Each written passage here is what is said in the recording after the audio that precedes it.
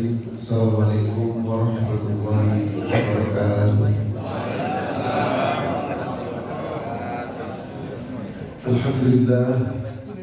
Alhamdulillahillazi anzala as-sakinata fi qulubil mu'minin liyazdadu imanan ma'a imanihim wa lillahi junudus samawati wal ardh wa kana Allahu 'aliman hakiman. Assalatu wassalamu ala al-mab'uuth rahmatan lil alamin asyrafal anbiya'i wal mursalin wa ala alihi wa sahbihi ajma'in. Amma ba'd. Ma'asyiral muslimin wal muslimat rahimakumullah, Bapak Ibu jamaah salat subuh Masjid Al-Hidayah yang dirahmati Allah. Bersyukur kita, bergembira kita di 10 hari bulan Zulhijjah ini, bulan haram yang 10 harinya memang sangat luar biasa. Kita bersyukur kita berada dalam majelis ilmu, dalam majelis taklim insyaallah yang oleh Rasul SAW disebutkan sebagai Raudhah min Riyadhil Jannah. Dalam satu hadis yang lain Nabi SAW bersabda, "Majtama'a qauman bainan min buyutillah." Barang siapa atau ketika ada satu kaum berkumpul di masjid-masjid Allah, kemudian dia tadarusuna bainahum kitab Allah, kemudian di dalamnya mereka mempelajari kitab Allah, janji Allah melalui tulisan Nabi SAW adalah ghasyiyatuhur rahmah wa hafathumul malaikah wa zakarallahu fi man indah. Ini 3 hal yang luar biasa. Ya, kalau satu kaum berkumpul di masjid Allah, kemudian dia tadarusuna bainahum kitab Allah, mempelajari kitab Allah, kata Nabi SAW 3 hadiahnya. Ghasyiyatuhur rahmah wa hafathumul malaikah wa zakarallahu fi man indah. Pertama, dinaungi atau dicurahkan kepada mereka rahmat. Ghasyiyatuhur rahmah. Selama ikut pengajian ini sampai nanti kita tutup dengan doa kafaratul majlis, ghasyiyatuhur rahmah. Maka itu para ulama dulu, para kiai dulu mengatakan begini, pokoknya kalau ikut pengajian ikut aja, walaupun kamu tidur di sana nggak apa-apa, karena ghasyiyatuhur rahmah. Yang penting di pengajian. Ya, artinya itu yang paling tidur pun boleh gitu, asal ada di pengajian. Yang kedua, wahafathumul malaikah, dijagain oleh para malaikat. Bahkan dalam penjelasannya, para malaikat melindungi tempat itu dengan sayap-sayap mereka. Yang istimewa yang ketiga, wa zakarallahu fi man indah. Allah banggakan nama setiap orang yang ada di majelis taklim ini. Allah banggakan kepada siapa? Kepada para malaikat di sisi Allah. Karena dulu waktu Nabi Adam pertama diciptakan, para malaikat itu sempat terprovokasi, sempat mengatakan, untuk apa ada makhluk lagi di muka bumi ini? Kata Allah, mereka punya kapasitas yang saya tahu, kamu belum tahu. Salah satu buktinya adalah ketika kita manusia ini mengkaji ayat-ayat Allah, berkumpul bersama-sama, kemudian memakmurkan masjid-masjid Allah. Allah banggakan itu kepada para malaikat. Mudah-mudahan kita termasuk nama-nama yang Allah banggakan kepada para malaikat. Wa zakarallahu fi man indah, wabil khusus di bulan Zulhijjah, di 10 hari Zulhijjah. Salawat dan salam tadi senantiasa kita sampaikan curahkan kepada baginda Nabi Muhammad sallallahu alaihi wasallam. Demikian pula pada seluruh keluarga dan sahabat-sahabat beliau. Semoga kita istiqomah, terus kita belajar, terus kita mengamalkan dan mendakwahkan nilai-nilai yang beliau sallallahu alaihi wasallam telah ajarkan untuk hidup kita di atas dunia ini. Ma'asyiral muslimin wal muslimat, Bapak Ibu yang dirahmati Allah, pada kesempatan pagi hari ini insyaallah kita ingin membahas makna kalimat talbiyah. Banyak kalimat yang luar biasa di dalam Islam, banyak zikir-zikir yang luar biasa, tapi isinya itu bukan cuma pengetahuan, bukan cuma tahu artinya, tapi yang lebih dalam itu adalah paham maknanya. Ya.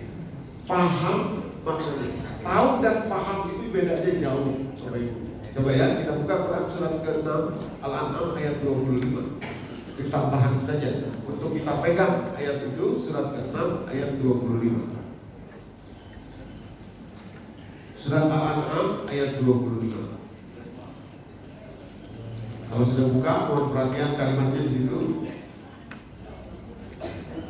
Silakan buka supaya matanya aktif melihat itu ayat Qur'annya, terus dengarkan, aktif telinganya juga. Nah, kalau perlu dicatat, silakan dicatat supaya pelajarannya nyampe ke kita. Ayat ini penting sekali. Kalimatnya begini. Kalau sudah buka ya, perhatikan kalimatnya. Wa minhum may yastami'u ilaika wa ja'alna 'ala qulubihim akinnatan ay yafqahuhu. Di antara mereka, di antara orang-orang Quraisy, ada yang mendengarkan bacaan Al-Quran Nabi Muhammad SAW. Mereka orang Arab. Ya jelas mereka tahulah apa isi Quran itu. Orang Arab namanya juga. Mereka ngerti bahasanya bahasa Arab. Wa minhum may yastami'u ilaika. Tapi apa? Wa ja'alna 'ala qulubihim akinnatan ay yafqahuhu. Tapi di dalam kolbu mereka ada sumbatan yang membuat mereka tidak paham. Tahu tapi nggak paham. Saya ulangi ya. Orang Quraisy itu orang Arab bukan Bu? Orang Arab. Bahasanya bahasa apa? Bahasa Arab. Quran bahasanya bahasa Arab. Jadi mereka ngerti dong apa yang dibacakan. Kalau kita orang Indonesia, tadi kita baca Quran, belum tentu kita ngerti maknanya. Kenapa? Sehari-hari kita bukan bahasa Arab, bahasa kita. Orang Quraisy bahasanya bahasa Arab, ngerti yang dibacain, ngerti dia, tahu dia itu maknanya tuh tahu, artinya tuh tahu. Kata Allah, tapi mereka nggak paham. Kalimatnya ya, fokus 6 ayat 25. Wa minhum may yastami'u ilaika. Di antara orang-orang Quraisy ada yang mendengarkan bacaan Quranmu. Wa minhum may yastami'u ilaika. Ngerti pastinya dong, karena bahasa Arab. Pasti mereka tahu isinya, kata-katanya, artinya, tahu. Tapi apa? Wa ja'alna 'ala qulubihim akinnatan ay yafqahuhu. Kami jadikan di dalam kolbu mereka. Nah, rupanya ngerti apa? Ngerti atau tahu itu adanya di otak, tapi paham itu adanya di kolbu. Wa ja'alna 'ala qulubihim akinnatan ay yafqahuhu. Kami jadikan di dalam dada atau kolbu mereka tutupan, sumbatan, sehingga mereka tidak paham. Tidak paham. Wa fi azanihim waqra. Baru kemudian di dalam akhirnya telinga mereka tertutup juga. Akhirnya nggak mau dengerin, padahal tahu alias ngerti.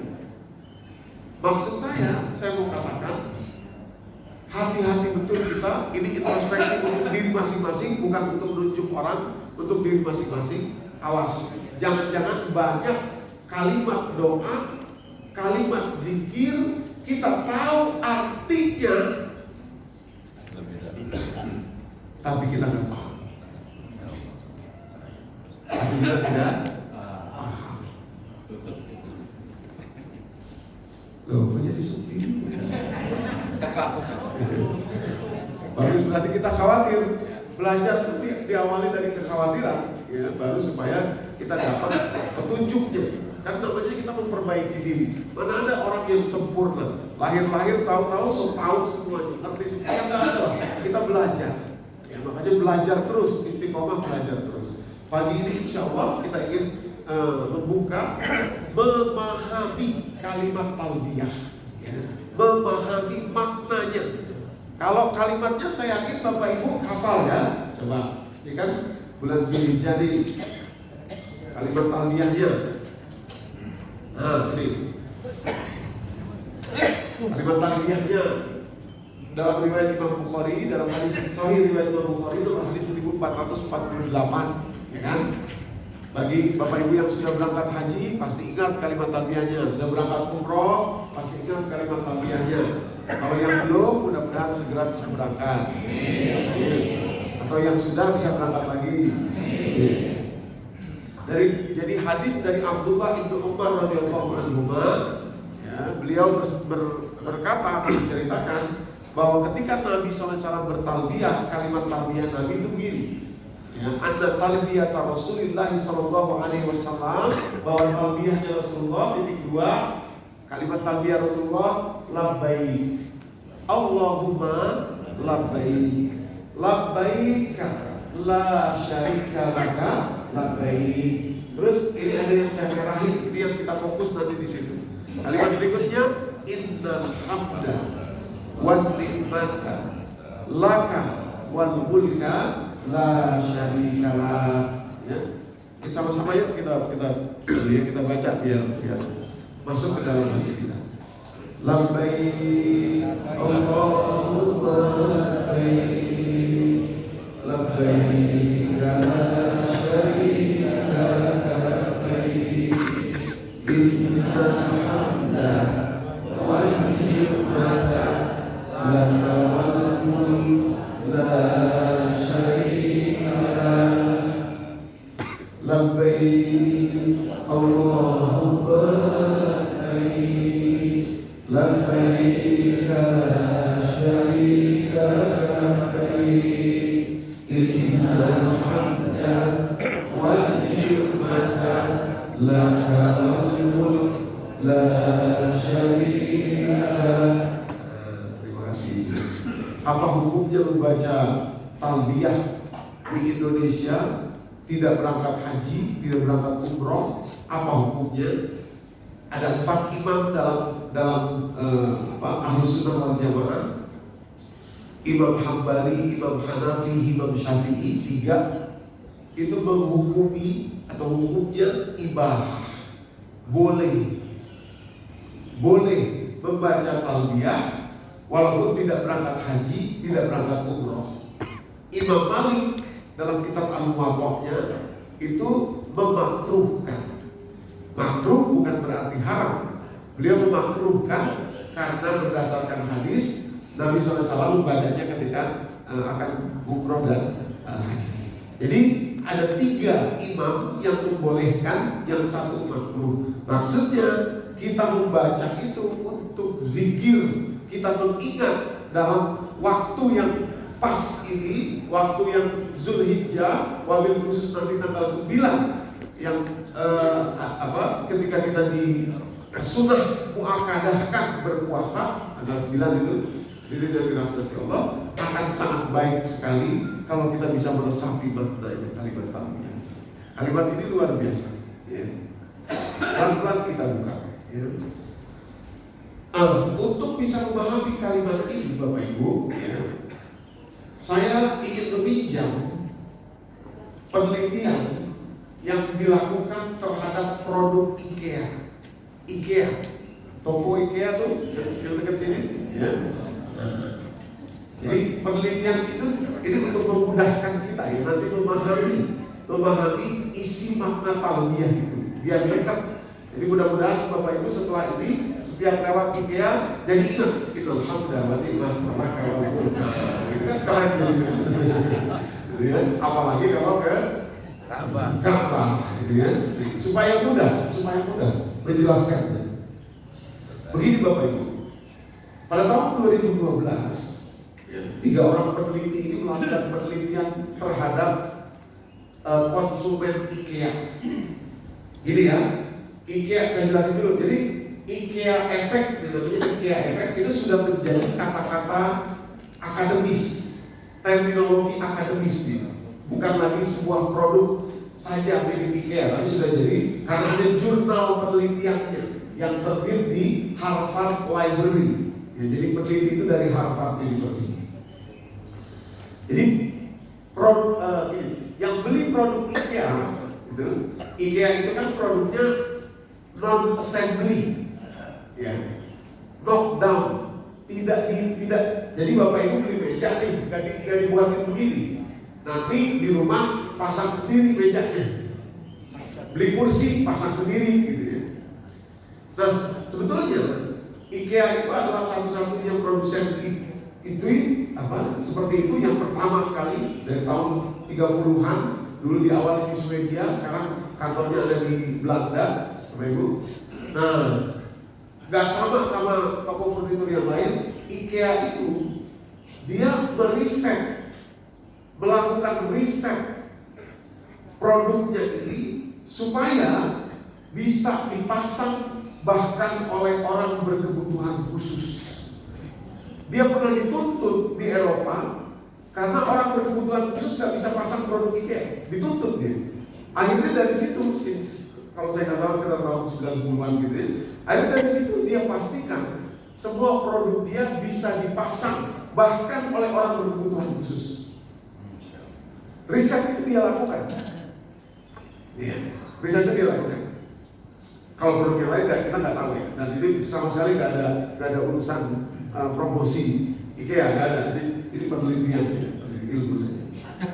Gitu ya. Nah, menariknya 3 peneliti tadi mewawancarai konsumen-konsumen IKEA yang mereka itu nggak tahu, konsumen itu nggak tahu bahwa si produsen IKEA itu sudah memudahkan sedemikian rupa supaya konsumen, maaf ya, konsumen yang berkebutuhan khusus pun bisa pasang produknya. Cuma ceklek jadi, gitu ya. Tapi ya, karena konsumen nggak tahu bahwa IKEA itu riset sedemikian rupa supaya produknya ini mudah sekali dipasang oleh konsumen, gitu ya. Bahkan konsumen yang berkebutuhan khusus pun bisa. Karena konsumen tadi tidak tahu, konsumen itu terlalu bangga akan keberhasilan dirinya memasang produk IKEA. Padahal dia nggak tahu bahwa sebetulnya produsen membuat sedemikian rupa itu gampang sampai tidak signifikan. Si nilainya seorang pemasang itu bisa diganti dengan siapapun, dengan anak kecil bisa, dengan orang berkebutuhan khusus, orang yang mungkin sakit mental pun bisa pasang itu. Tapi konsumen IKEA bangga. Jadi dia kebanggaan itu bahkan ingin dia ceritakan, ingin dia tampilkan kepada orang lain. Expected others to share their opinions. Jadi amatoris creation, mereka amatir, mereka nggak bisa apa-apa sebetulnya, nggak ngerti soal apa-apa itu. Bahkan berkebutuhan khusus pun bisa pasang itu. Tapi karena mereka nggak tahu bahwa produk itu sudah dibuat oleh konsumen, sengaja dibuat oleh produsen, oleh IKEA supaya mudah, sangat mudah. Karena mereka nggak tahu itu, mereka bangga. Bahkan mereka pengen orang lain tahu bahwa saya yang pasang, saya yang pasang. Padahal dia nggak layak membanggakan itu. Itu maksudnya. Dia nggak layak membanggakan itu. Kenapa? Karena produsen sudah meriset, memastikan supaya orang berkebutuhan khusus pun bisa pasang itu. Siapa saja bisa. Nah, apa yang dia bilang? Allah, kesalahan berpikir para konsumen IKEA yang bangga itu overrated namanya. Overvalue, overrated, terlalu tinggi menilai keberhasilan diri itu. Keberhasilan diri pasang produk IKEA itu. Nah, itulah yang disebut dengan IKEA effect. Overrated, overvalue terhadap kreasi atau keberhasilan yang terjadi dalam hidupnya dia. Ini penelitian psikologi. Dari situ kemudian ketiga orang peneliti ini berargumen bahwa manusia dalam kehidupannya itu terlalu bangga terhadap keberhasilan yang terjadi dalam dirinya. Dia lupa bahwa Tuhan Allah Subhanahu wa Ta'ala itu mendesain sedemikian rupa supaya apa yang dilakukan oleh manusia itu minimalis sekali.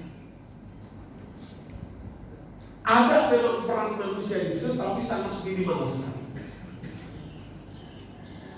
Cuma manusia lupa bahwa Allah mengatur sedemikian rupa seperti IKEA tadi. Dan dia bangga, dia bilang, wah ini anak-anak saya sukses sekolah di luar negeri, bla bla bla. Oh iya, saya memang orangnya perhatian banget kalau soal pendidikan. Udah kalau soal pendidikan mas saya nggak saya buang. Sombong jadi. Jangan dia lupa bahwa sebetulnya keberhasilan yang terjadi kepada dirinya ini itu sudah didesain sedemikian rupa oleh Allah, oleh produsen kita, sehingga effort usaha kita itu sangat tidak signifikan.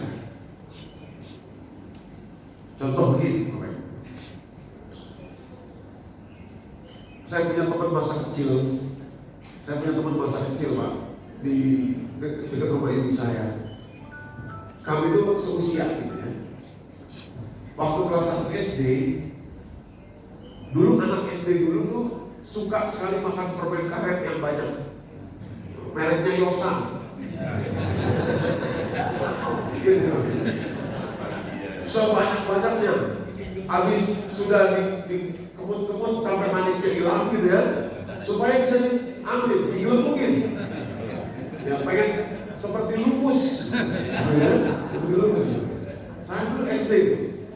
Nah, jadi diberi uang jajan, beli permen karet banyak dulu, 5 apa yang makan sekali makan apa. Nah, teman saya ini Pak, tetangga, beda 2 gang sama rumah ibu saya. Siang-siang pulang sekolah, dia makan permen karet banyak, 5 atau berapa gitu ya. Yang namanya anak kecil ya, banyak. Ibunya, bapaknya nggak ada. Siang itu kerja, ada pembantunya sama neneknya. Dia kesel, permen karet itu nyangkut, bukan ketelan, nyangkut, batu nyangkut gitu, nggak bisa keluar. Nah, rupanya karena ART-nya nggak ngerti, neneknya nggak ngerti apa, cuma disuruh minum, suruh apa, tidak dibawa ke rumah sakit. Ya, waktu dulu juga rumah sakit jauh kan, nggak ada itu.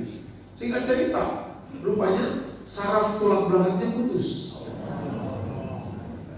Berpengaruh kepada tulang belakangnya. Sejak saat itu sampai dia wafat di usia kurang lebih 36, dia lumpuh.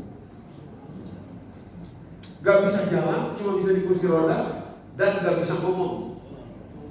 Serta separuhnya ini mati. Sejak saat itu.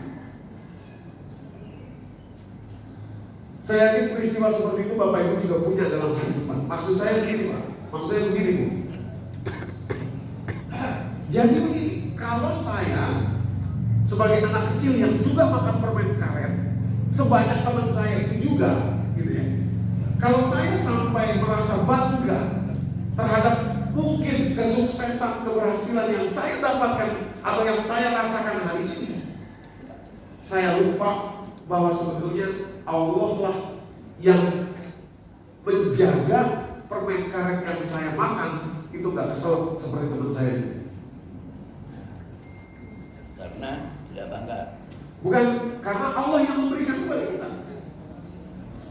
Jadi maksudnya kita tidak layak mengklaim keberhasilan atau kesuksesan apa yang kita itu. Oh ini karena saya dulu belajar. Oh ini karena saya dulu begini. Oh ini karena saya dulu malu. Orang karena saya dulu gak layak. Kenapa? Coba kalau kita yang makan permen karet dan kesel, kita nggak akan ada di sini lagi. Ya mati. Itu maksudnya. Ada lagi orang di Aceh di kampung halaman saya, lagi jalan hujan-hujan Pak, hujan udah selesai, dia jalan keluar masjid, kepleset. Terus kena tulang belakangnya ini, gendung tulang ekornya ini, lumpuh juga. Sesimpel itu, teramat banyak bahaya yang sudah Allah jaga dari kita sehingga Anda bisa duduk di sini sekarang. Terlalu banyak.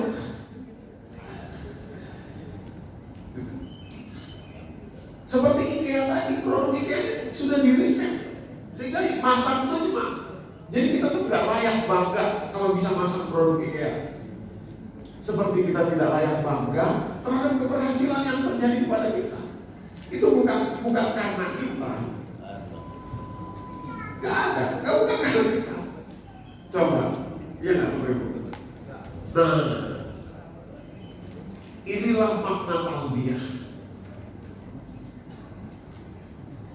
Talbiyah itu Pak, Bapak Ibu, kita mulai masuk ya pada talbiyahnya. Jadi seperti IKEA efek, makna talbiyah itu mengajarkan kepada kita, kita nggak layak untuk bangga terhadap keberhasilan yang mungkin kita terima atau yang kita lihat saat ini, nggak layak. Dan setiap tahun dengan kalimat talbiyah itu kita diajari untuk memurnikan itu lagi, untuk bersihkan. Coba perhatikan, ada 3 hal. Pertama saya beri kalian 3 hal. Ada alif lam di sini, ada 3 alif lam di sini. Innal hamda, alif lam tuh. Wan nikmata, alif lam juga. Wal mulka juga alif lam. Alif lam ini dalam kaidah bahasa Arab namanya alif lam ma'rifah. Setara biasanya dengan nakirah.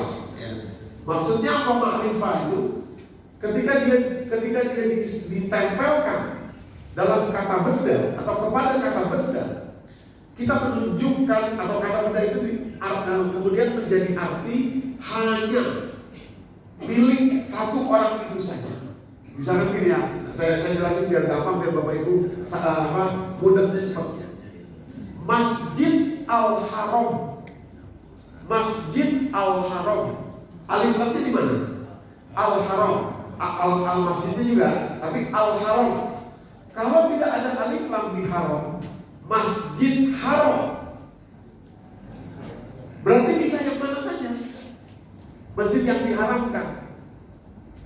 Jadi Masjid Al-Haram menunjukkan bahwa cuma itu Masjid Al-Haram itu yang di Mekah itu, Masjidil Haram.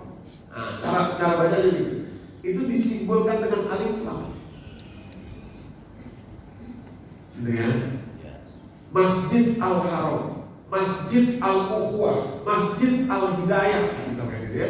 Maka bagus Al-Hidayah mana? Karena Al-Hidayah banyak ya. Al-Hidayah Al-Hashimi misalkan, bagus. Berarti menunjuk kepada satu tempat saja. Tapi Masjid Al-Haram alif lamnya menunjukkan alif lam itu ma'rifah. Kita tahu bahwa yang dimaksud cuma itu satu. Nah, gitu. Nah, begitu kalimatnya innal hamda wan nikmata laka. Artinya ketika itu kita berikrar bahwa semua hamdan itu kemuliaan, pujian, dan semua nikmat kita yang berikrar nih, itu milikmu saja ya Allah. Itu milikmu saja. Ujungnya nanti kita bilang la syarika lak. Itu artinya saya berikrar innal hamda wa nikmata laka, milikmu saja. Itu artinya saya membersihkan tauhid saya tidak menduakan engkau dengan apapun, termasuk tidak dengan diri saya sendiri. Itu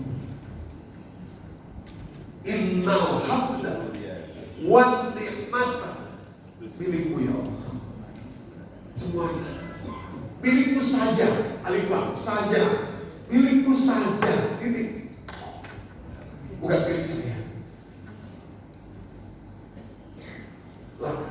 Wal mulka, demikian pula kekuasaan, keagungan la syarika lak.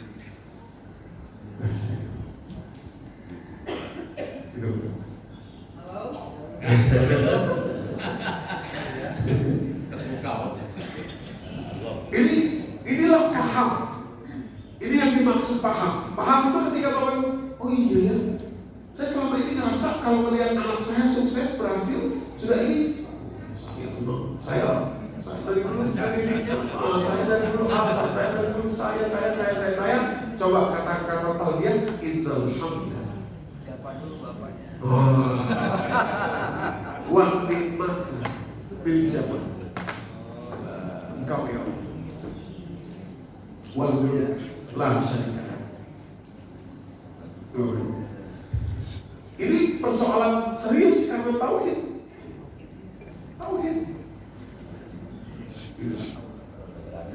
Oh. Iya, baterainya sama. Masih kurang. Jadi kembali lagi, alif lam yang ada di kalimat hamda, nikmat dan mulka Itu artinya kita berikrar bahwa tidak ada yang layak mengklaim, merasa memiliki pujian atau nikmat atau apapun itu karena dia tidak ada kecuali punya Allah saja. Kita alhamdulillah nikmat Allah.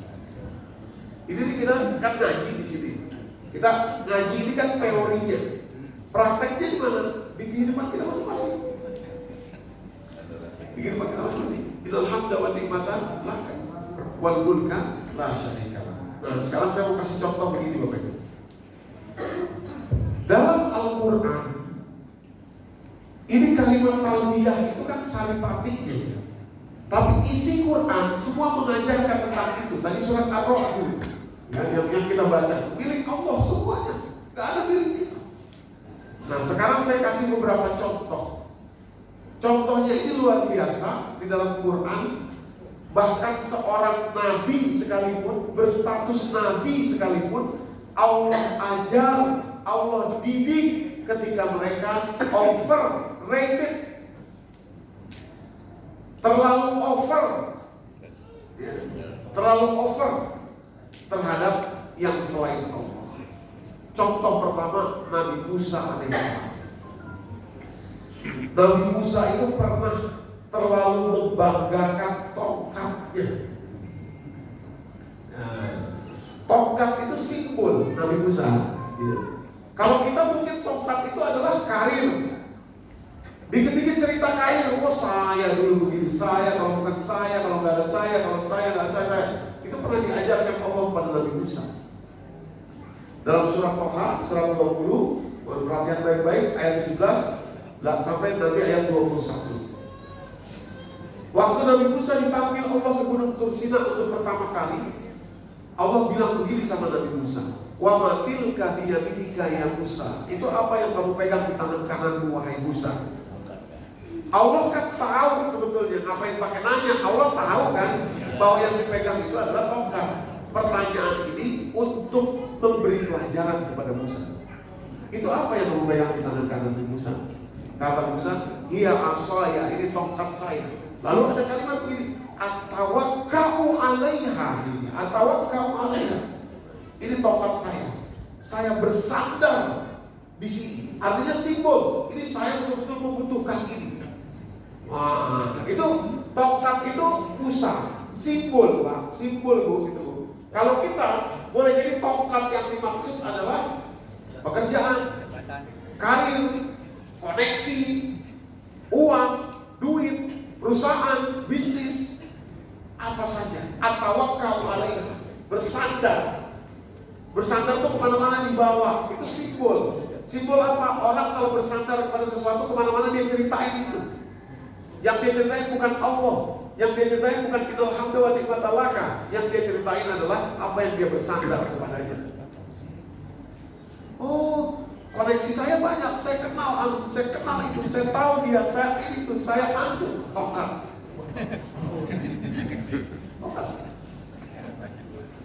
Oh, saya tahu, saya belasan tahun saya di situ. Oh, saya tongkat. Tongkat, ya. Oh, pendidikan saya lulusan anu. Oh iya, tongkat. UGM, asli apa palsu ya?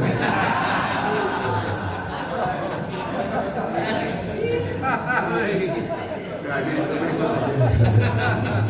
Jelas palsu. Ya, jadi tongkat itu simbol. Nabi Musa tongkat. Kalau kita bisa apa saja tongkat itu. Ya. Nah, lalu kata Nabi Musa, atawakkau alaiha, saya bersandar betul pada tongkat ini. Ya, pokoknya tongkat ini segalanya buat saya. Termasuk saya membersihkan apapun, termasuk saya menghalau binatang gembala saya, artinya saya berusaha, saya cari rezeki, saya apa dengan itu, dengan tongkat itu, simbol sesuatu yang betul-betul saya membanggakannya, saya bersandar kepadanya. Perhatikan pelajaran Allah kepada Nabi Musa. Ya. Ini kalimat talbiyah Bapak Ibu. Innal hamda wa nikmata laka. Buru-buru bersihin, buru-buru bersihin. Kenapa? Karena kalau tidak dibersihin nanti seperti Nabi Musa. Maksudnya nih ayat ini bilang ke kita gini, Doni, kamu tuh siapa sih? Oh, Nabi Musa saja, Nabi loh dia ini. saya kalau dia sampai lupa diri begitu, overrated terhadap tongkatnya tadi itu, saya ajarin dia. Apalagi kamu, siapa kamu? Begitu kan? Nah, perhatikan pelajaran Allah kepada Nabi Musa. Kata Allah, setelah Nabi Musa bilang, ini tongkat saya bersandar, saya begini, saya banyak kebutuhan di sini, saya bla bla bla bla bla bla. Kata Allah, alqiha ya Musa. Coba kamu lepas sebentar, lempar, lepaskan tongkat sebentar. Lalu Allah jadikan tongkat ini ular yang mengejar Nabi Musa. Takutlah Nabi Musa. Ini seperti bumerang, Pak. Nah, di situ Allah ingin mengajarkan kepada Musa dan kepada kita yang membaca Quran bahwa kalau Anda bertawakal, Anda overrated terhadap keberhasilan atau apapun yang Anda pikir itu hebat, punya pujian dan lain sebagainya selain Allah, coba lihat bagaimana nanti dia seperti bumerang akan kembali mengejar Anda. Sambil satu contoh. Ada seorang jemaah kami di MMK itu cerita kepada saya, Ustaz, ya waktu belajar rasanya dulu, sekarang saya ngerti. Gimana kenapa? Dulu saya waktu anak perempuan saya menikah dengan menantu saya itu, saya bangga betul. Kemana-mana saya ceritain. Dan memang dalam hati saya berhasil. Karena mantu saya itu seorang dokter spesialis. Dan dari keluarga yang terpandang, kemana-mana saya cerita. Orang bilang, wah selamat ya Bu, sudah menikah, anaknya putrinya dapat dokter spesialis. Oh iya, alhamdulillah. Ya memang saya dulu sekolahkan dia di bla bla bla bla. Saya memang bangga betul. Bangga betul saya. Mungkin seperti Musa, ya. Mungkin seperti Musa. Lalu sekitar 8 tahun kemudian setelah menikah itu, baru ketahuan sifat asli menantu ini. Rupanya dia suka makan narkoba, dia suka main perempuan, PSK gitu kan, dan memukuli anak saya. Sampai anak saya itu sekarang depresi, gak mau ngomong sama sekali, gak mau keluar kata-kata ngomong sama sekali. Udah sekian tahun, anaknya udah 2 mereka, kata si ibu. Rasanya mungkin itu ada andil kesalahan saya karena saya terlalu bangga seperti Nabi Musa, seperti bumerang balik kembali. Saya bilang, Bu, itu artinya Allah masih sayang sama ibu. Seperti Musa, diajarin buru-buru supaya sadar. Seandainya ibu tahu fakta ini setelah mungkin usia ibu 80-an sekian atau apa, gimana kira-kira? Si ibu dia bilang, wah mungkin saya mati berdiri Ustaz. Melihat peristiwa itu. Itu artinya Allah sayang. Jadi bumerang. Kenapa? Karena pujian itu milik Allah. Jangan Anda mengklaim yang milik Allah. Jangan kita mengambil yang milik Allah. Masa kita mencuri yang milik Allah? Itu kalimat talbiyah itu artinya begitu. Innal hamda. Alif lamnya menunjukkan cuma milik Allah pujian itu. Jangan Anda ambil milik Allah itu, jangan. Itu yang mana terpakai. Wat nikmata, bahkan nikmat itu milik Allah. Silahkan kita bersyukur menikmatinya, tapi jangan diklaim. Kalau Allah masih sayang, nanti Allah balik seperti bumerang supaya kita buru-buru kita. Kalau Allah sudah tidak peduli, dibiarin aja. Sampai istirahat, sampai mati begitu kira-kira. Seperti Nabi Musa, Allah sayang kepada Nabi Musa, diajari. Nah, jadi yang terbaik mana? Yang terbaik buru-buru dibersihkan. Maka setiap tahun itu kalimat kalau nanti jamaah haji apa kita dengar kalimat alhamdulillah, buru-buru bersihin. Tadi yang kita ambil milik Allah itu pujian milik Allah.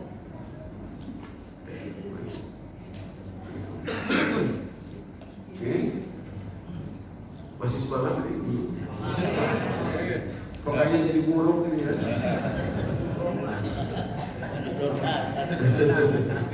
Ya, kita semua belajar. Ya, bagus kita belajar.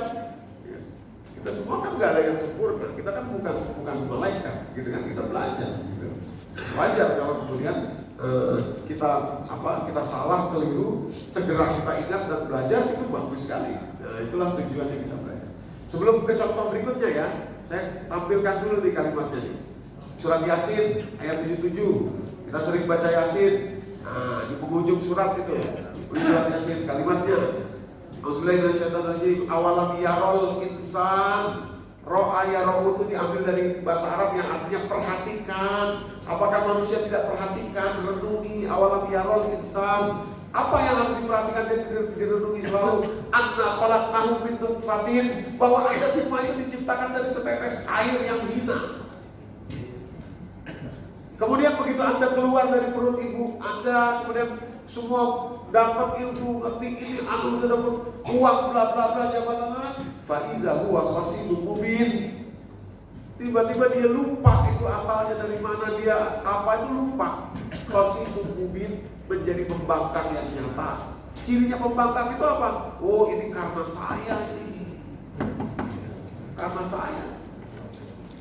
Padahal tadi kata Allah, innal hamda wa ni'mata laka, milik Allah. Jangan diambil, milik Allah. Diambil. Faiza huwa qasidun mubin.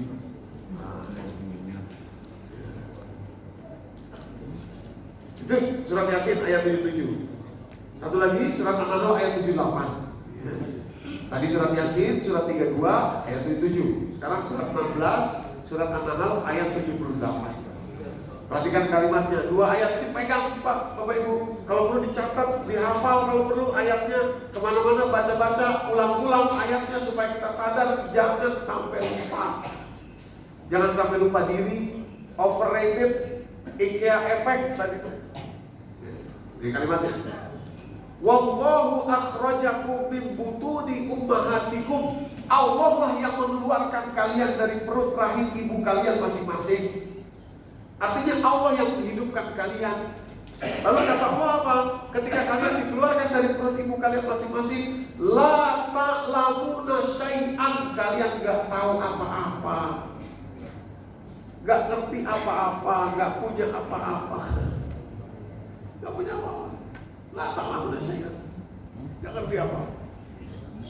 Lalu Allah lah yang menjadikan, wa ja'ala lakumus sam'a wal absara wal afidah. Allah lah yang menjadikan, memberikan modal hidup kepada kalian. Bisa mendengar, bisa melihat, bisa berpikir, modal hidup. Jadi mudah Allah yang keluarin dari perut ibu kalian masing-masing, kata Allah begitu. Kemudian Allah berikan modal hidup kepada kalian. Tujuannya bukan untuk membanggakan diri kalian, karena pujian itu milik Allah. Tujuannya untuk apa? La'allakum tashkurun, supaya kalian bisa bersyukur. Nih Bapak Ibu, sedikit ya, saya jelasin sedikit aja. Syukur itu syaratnya satu. Orang kalau bikin syukuran, apa itu syukur? Belum tentu. Karena kalau syarat ini nggak ada, nggak jadi syukur walaupun bikin syukuran. Apalagi syukurin. Apa syaratnya bersyukur itu? Satu cuma. Syaratnya syukur adalah Anda merasa tidak memiliki apapun. Itu yang sulit. Coba. Kalau Anda merasa mobil yang Anda kendarai milik Anda, ini milik saya, hasil saya nabung, hasil saya beli, hasil saya aduk, hasil saya ini, hasil saya itu, gak bersyukur dengan mobil itu. Tapi walaupun Anda yang beli, Anda yang kerja keras apa, sedalam benar, ini milik Allah, dititipin ke saya. Setiap kali naik mobil itu bersyukur. Kenapa? Anda diberi.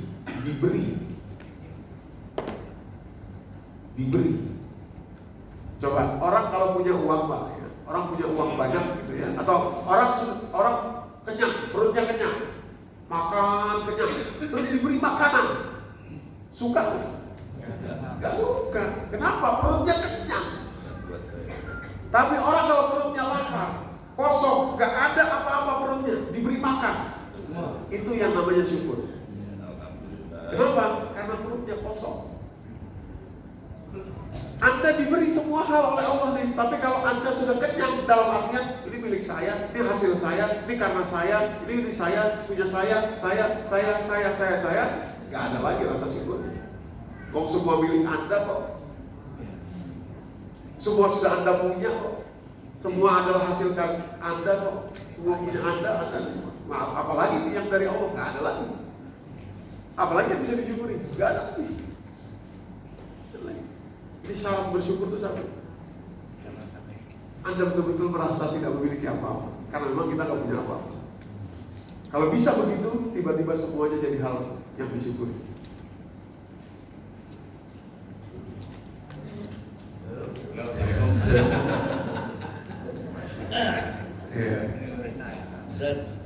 Cara bersyukurnya itu bagaimana?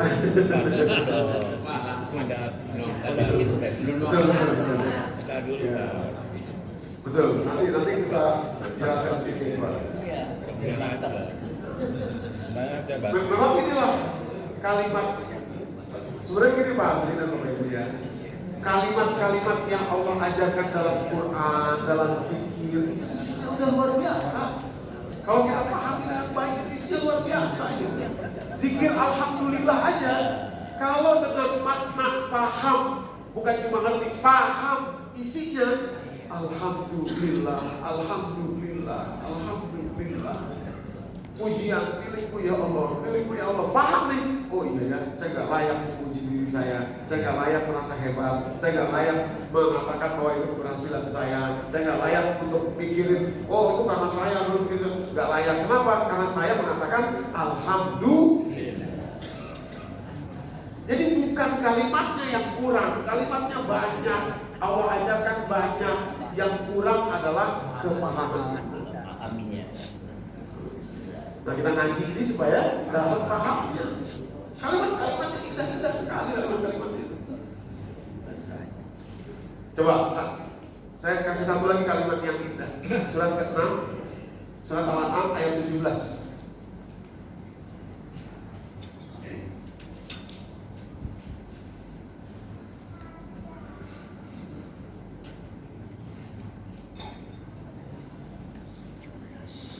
Coba kalimatnya di situ. Perhatian, silakan dicatat, kalau perlu nanti dihafal, diulang-ulang, dibuka supaya kita sadar. Kalimatnya, Auzubillahi minasyaitonirrajim. Al-An'am ayat 17 ya. Iyamsaskallahu bidurrin fala kashifa lahu illa hu wa iyamsaska bi khairin fahuwa ala kulli syai'in qadir. Kalau Allah berkehendak engkau merasakan mudarat, maka tidak ada siapapun, kekuatan apapun selain Allah yang bisa mengangkat mudarat itu. Gak ada yang bisa. Yang lain itu cuma wasilah saja. Wasilah saja. Anda sakit, yang nyembuhin bukan dokter. Jangan tawakal sama dokter. Dokter itu cuma cara saja. Oh tapi kita ke dokter Ustaz, nanti kita buka. Itu perintah Allah untuk kita berusaha. Tapi hati-hati, jangan sampai bilang begini, Bapak sakit apa? Sakit. Dokter itu aja.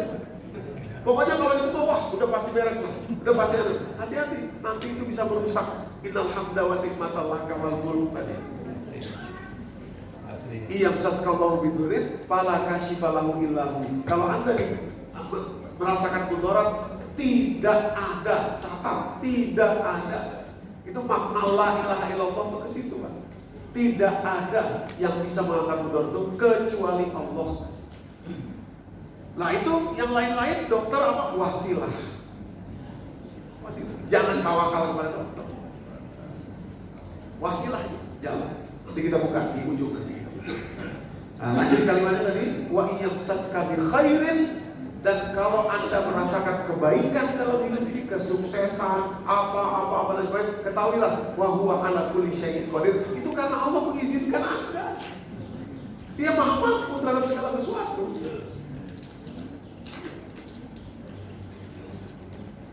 Nah, ini IKEA efek. Oke ya, saya cepat ya. Jadi contoh pertama Nabi Musa. Nabi loh beliau ini ya, Nabi. Contoh berikutnya saya lompati aja dulu, biar nabi aja dulu yang kita kasih contoh. Contoh berikutnya Nabi Yunus alaihissalam. Nabi Yunus ini overrated juga, menilai diri beliau sendiri, menilai kerja yang beliau sudah berikan kepada umatnya. Maka ketika beliau tidak didengerin oleh umatnya, dia marah. Kenapa kok marah? Marah itu terjadi karena merasa diri itu tidak didengar. Saya udah dakwahin, saya udah kasih ini, saya udah begini, saya udah begitu, saya udah begitu. Dia enggak marah, kesel. Perhatikan kalimat Allah. Disengaja saya sambungkan ini ayat 139 dari surat As-Saffat sampai nanti ayat 144, tapi ayat 142 dan 39 ini bersandingan gitu supaya kita ngerti kalimatnya. Allah bilang begini di ayat 139, wa inna Yunus laminal mursalin, sungguh Yunus itu betul-betul dia adalah rasul kami. Adalah taukid di sini ya. Sungguh Yunus itu adalah rasul kami. Kata para mufassir begini, sumpah ini sebetulnya nggak perlu, karena kita pun tahu Yunus itu rasul. Tapi kenapa Allah bersumpah wa inna Yunus laminal mursalin, sungguh Yunus ini rasul saya, rasul kami. Kenapa Allah bersumpah begitu? Padahal kita tahu Yunus itu rasul, untuk menjelaskan kepada kita yang baca Quran, Doni, Yunus saja yang seorang rasul saya akan tercela dia kalau dia punya sifat overrated, menilai kerja yang pernah dia lakukan, apapun yang pernah dia lakukan terlalu tinggi sehingga dia marah ketika orang tidak memberikan penghargaan kepada dia. Itu loh. Mana? 142. Lompat dulu, makanya disampingkan begini ya supaya kita langsung bisa dapat pelajarannya. Wa inna Yunus laminal mursalin 139. Lihat 142-nya. Ketika beliau ditelan oleh ikan, ditelan oleh ikan paus, faltaqamahul hut wa huwa mulim. Dia ditelan oleh ikan dalam keadaan tercela.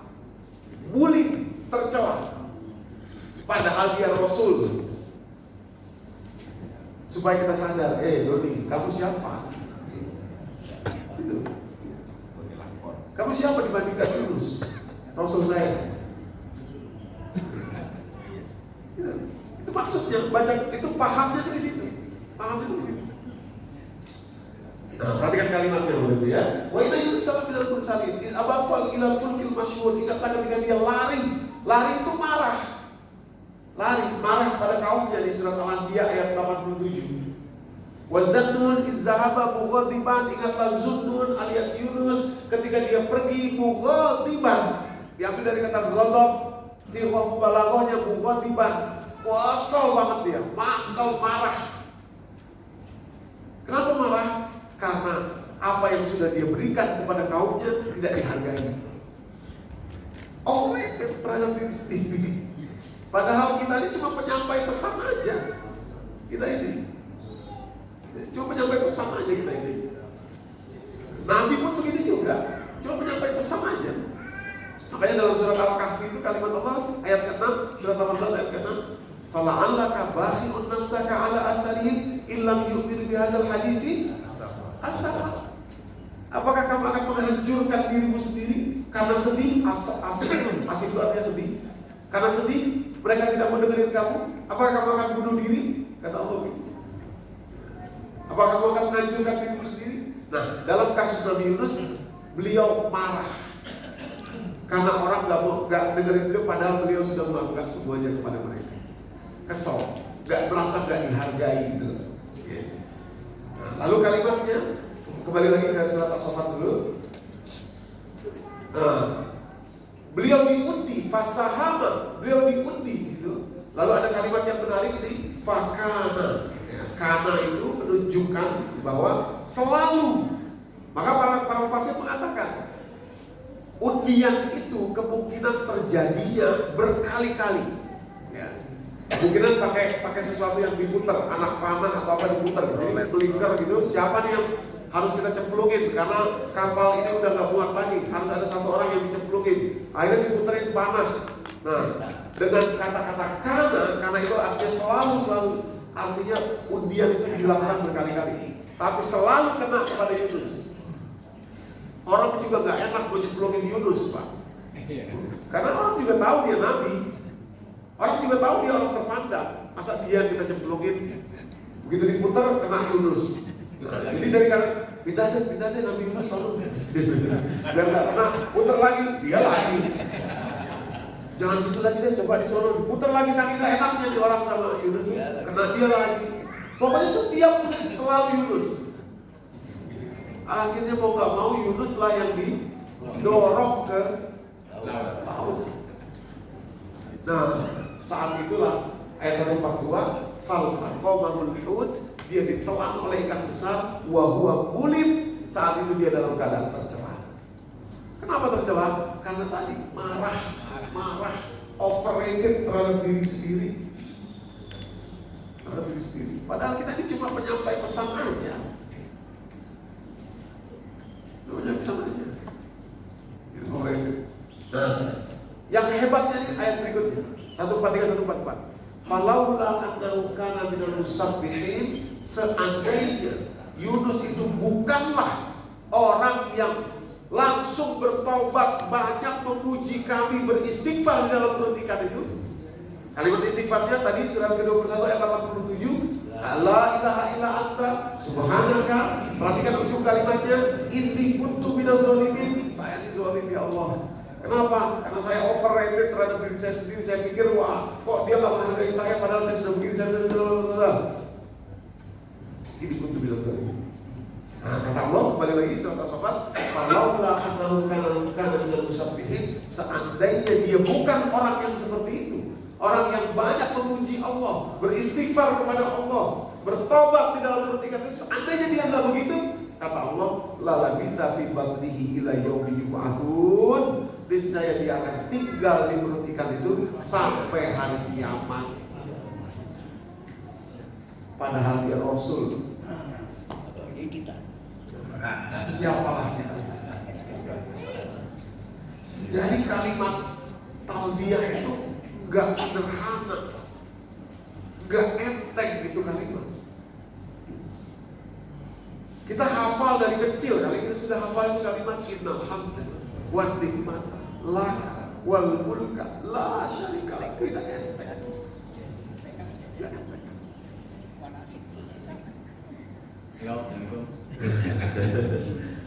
Gak enteng itu kalimat. Jangankan kita, Nabi Yunus saja akan tercela. Makanya kalimatnya yang dirahmati Allah. Perhatikan kalimatnya ya. Wazannun, ingatlah Zunun, ingatlah Zunun. Maksudnya, Doni ingat ya. Yunus yang seorang Rasul aja begitu tercelanya karena terlalu overrated terhadap dirinya sendiri. Overratednya mana? Marah. Oh dia nggak menghargai saya. Oh dia nggak tahu saya. Oh dia. Udah. Nah, izzahaba mughadiban, ketika dia pergi dalam keadaan marah tadi itu ya, karena tidak terima perlakuan terhadap dirinya.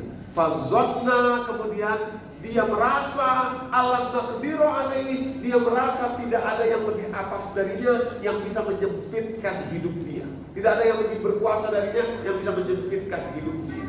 Nah, jangan-jangan sempitnya hidup Anda, hidup kita, ini saatnya untuk kita introspeksi. Itu bukan karena apa-apa yang lain, tapi karena Anda mengambil yang milik Allah, yakni kemuliaan dan pujian.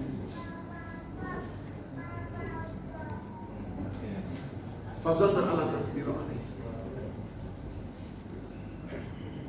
Fanada fi zulumat, akhirnya dia berdoa di kegelapan, itu maksudnya dalam perhatikan tadi. Di situ dia berdoa, di situ dia belajar. La ilaha illa anta, tidak ada Tuhan selain Engkau ya Allah. La ilaha illa anta. Subhanaka maha suci Engkau ya Allah. Yang zalim saya, yang salah saya. Wah, di dalam perut ikan itu bukan enak Bapak Ibu. Beliau bukan baunya, panas. Panasnya itu karena ikan paus itu punya minyak. Di dalam perut itu ada minyak yang itu bahkan bisa nyala tanpa perlu dikasih api. Itu sebabnya orang dulu, zaman dulu, sebelum tahu bahwa di bumi ini ada minyak, itu yang diburu ikan paus, dibelek, diambil minyaknya. Maka itu ada satu novel yang sangat terkenal zaman dulu, judulnya Moby Dick. Itu cerita tentang para pemburu paus. Maka itu dalam tafsirnya dijelaskan ketika beliau akhirnya Nabi Yunus akhirnya diterima taubatnya oleh Allah, dilepeh oleh ikan, dikeluarin oleh ikan paus ke satu tempat gitu ya. Itu posisi atau beliau dalam keadaan melepuh semua kulitnya, terkelupas melepuh semua kulitnya karena panas. Saya baca, saya tafsir itu, oh wajar, karena memang di dalam perut ikan itu ada minyak yang panas itu, yang kualitasnya luar biasa. Itu minyak paus itu Bapak Ibu.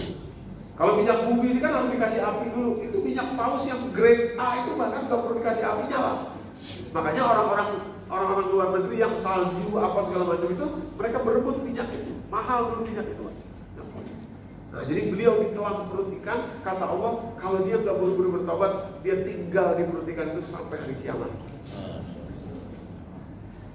Dalam keadaan penuh siksaan, ditelan dalam keadaan tercela. Padahal dia seorang rasul. Makanya Allah wanti-wanti di awal, wa inna Yunus laminal mursalin. Yunus itu seorang rasul, Nah, sumpah, Allah sumpah adalah tauhid supaya kita ngerti Yunus saja yang seorang rasul begitu jadinya. Kalau overrated terhadap dirinya sendiri, siapalah Anda ini? Siapalah saya? Siapalah kita ini? Oke? Jadi mungkin saya pikir ini saja kalimat talbiyah, ya. Labbaik saya datang ya Allah. Labbaik saya datang ya Allah. Nah, memang kita tidak berangkat haji mungkin tahun ini, tapi kalimat ini bisa kita resapi. Innal hamda, ketika kita mengatakan innal hamda wan ni'mata laka wal mulk, semuanya milikmu saja ya Allah. Saya tidak berhak mengklaim apapun dari semua itu.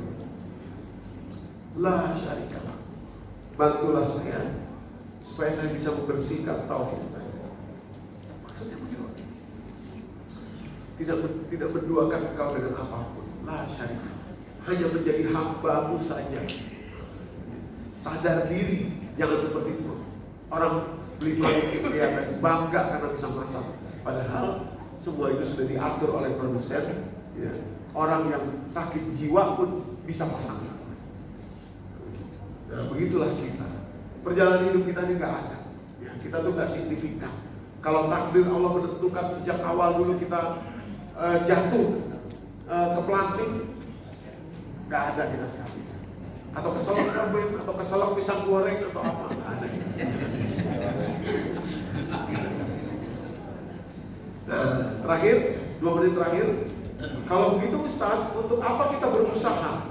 Ya, untuk apa kita bekerja? Sebaik mungkin berusaha. Nah, ini yang harus jadi perhatian kita. Bekerja, berusaha sebaik mungkin dan berdoa itu adalah untuk memenuhi perintah Allah kepada kita sebagai hamba dan bukan untuk berhasil. Itu penting sekali. Ini mungkin kalimatnya sederhana, tapi harus direnungi Bapak Ibu. Harus Bapak Ibu bawa pulang, renungi. Kerja yang baik, kerjain yang baik. Diperiksa, dievaluasi, dia terus berdoa. Di dua kerja. Itu bukan untuk berhasil, tapi untuk memenuhi perintah Allah kepada kita sebagai hamba. Mana dalilnya? Pertama, surat At-Taubah ayat 105.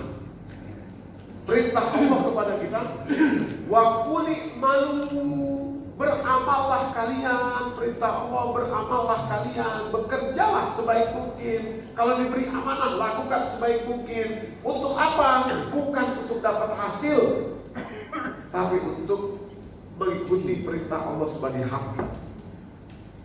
Perhatikan kalimatnya lanjutannya. Wa quli malu, beramallah kalian. Fasayarallah, nanti Allah akan melihat itu.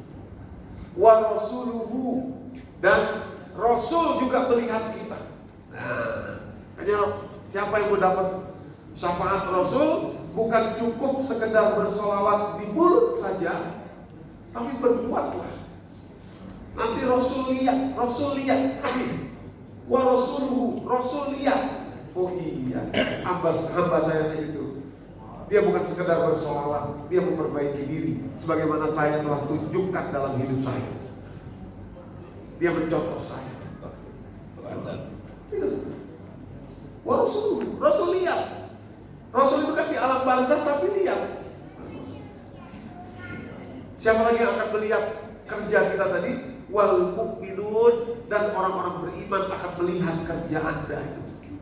Jadi berhasil atau tidak berhasil itu kalau kemudian niat kita memang untuk menegakkan perintah Allah ini, Bapak Ibu yang dirahmati Allah. Kalau kemudian berhasil, kita nggak akan mengklaim itu sebagai kepemilikan kita. Kenapa? Saya cuma melakukan tugas saya aja. Nggak ada. Bukan saya. Nah, kalau tidak berhasil pun kita tidak perlu down. Kenapa? Karena ketidakberhasilan kita pun mungkin akan dilihat oleh orang-orang beriman yang lain untuk dipelajari di kemudian hari. Untuk dipelajari di kemudian hari. Jadi kita bebas, tenang kita jalan itu, bersyukur. Makanya ada kalimat alhamdulillah ala kulli hal. Apapun itu, alhamdulillah gitu. Nah, kalau niat kita bekerja itu bukan untuk cari hasil, tapi untuk cari apa? Ridha Allah, karena kita diperintah Allah untuk bekerja sebaik mungkin. Nah, lalu wasaturaduna ila alimil ghaibi wasyahadah fa yunabbiukum bima kuntum ta'malun, dan kepada Allah lah nanti kalian dikembalikan, dan di sana nanti akan diaudit bagaimana niatmu bekerja. Yang diaudit itu bagaimana niatmu bekerja, apa niatmu bekerja. Karena hasil tadi tidak penting lagi. Niatmu bekerja apa? Niatmu melakukan ini apa? Apakah untuk mencari dapat hasil? Oh iya, kita berhasil dengan itu kan milik saya. Kenapa kamu yang klaim? Kenapa kamu ambil?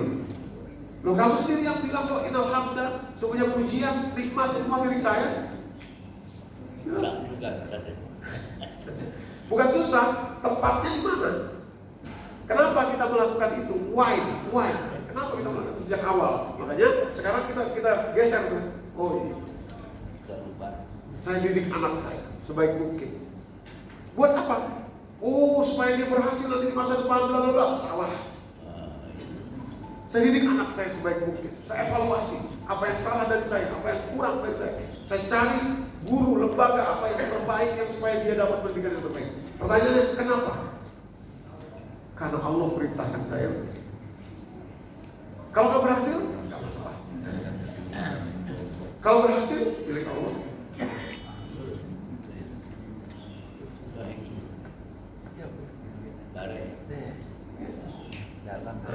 Jadi beramallah kalian, itu perintah Allah. Bekerja, beramal, berbuat sebaik mungkin. Allah lihat, Rasulnya lihat. Kita harapkan syafaat Nabi itu jangan cuma ngomong aja, jangan cuma kita baca sholawatnya udah bagus, tapi diikutkan kemudian, disertakan kemudian dengan apa? Amal perbuatan kita. Rasul lihat. Biar dicatat sama Allah, kemudian dilihat oleh Rasulullah. Nanti begitu balik ke negeri akhirat, punya tanda. Oh, ini hamba saya. Ya, ini pengikut saya, ini umat saya. Satu itu, kenapa kita bekerja. Yang kedua, kenapa kita berdoa. Karena doa itu perintah Allah. Jadi kita kalau doa minta sesuatu, ya Allah, misalkan ya Bapak Ibu ya, pulang dari sini sendalnya hilang. Gak pernah, kalau di Alidaya gak pernah kejadian. Misalkan, sendal kok hilang ini. Langsung doa, ya Allah, sendal saya hilang. Gitu kan? Apakah jatuh sendal yang baru cemplung gitu langsung ke depan Anda? Tidak. Kenapa? Karena memang perintah Allah hanya berdoa saja. Loh, tapi kita nggak mengharapkan dikabul, Ustaz. Kita mengharapkan dikabul, tapi tidak perlu menjadi auditor kepada Allah. Saya udah doa ini kok belum dikabul-kabul ya? Kan kayak auditor. Kenapa jadi Allah yang Kenapa jadi kita yang lebih tinggi daripada Allah? Iya kan? Saya minta ini kok belum dikabul-kabul Ustaz. Saya minta anu kok belum lama loh. Saya minta ini kok belum dikabul. Kayak tinggian kita daripada Allah gitu. Padahal perintah Allah doa aja. Gantungkan semuanya ke Allah. Gantungkan semuanya ke Allah. Kesalahan kita karena kita melihat hasilnya. Padahal doa itulah perintah. Supaya kita dekat dengan Allah, menggantungkan diri kepada Allah. Sendal saya hilang ya Allah, ya Allah. Sendalnya mau ada kayak belum nggak masalah lagi. Tapi dengan sendal itu kita bisa bermesraan kepada Allah, mengadu kepada Allah, mengadu, bertawakal, bergantung kepada Allah ya Allah. Ya Allah. Maksudnya begitu. Kenapa jadi lihat hasilnya? Karena lihat hasilnya ini seperti auditor kita. Hitung-hitung. Udah doa ini belum dikabul. Udah lama saya minta ini gak dikasih-kasih. Udah lama minta ini jadi kayak auditor gitu. Seolah-olah kita jadi lebih tinggi daripada Allah. Ya. Baik Bapak Ibu, inilah hakikat makna dari talbiyah. Innal hamda, kalimatnya sederhana. Innal hamda wal ni'mata laka wal mulka la syarika. Semua pujian, semua kenikmatan itu milikmu saja ya Allah. Tidak pernah dan insya Allah tidak akan menjadi milik saya. Tolong ingatkan saya, kira-kira begitu dari kita baca talbiyah ini. Kalau saya lupa, nah itu artinya la syarikalah, saya berikrar untuk tidak menduakan engkau dengan apapun, juga tidak dengan saya.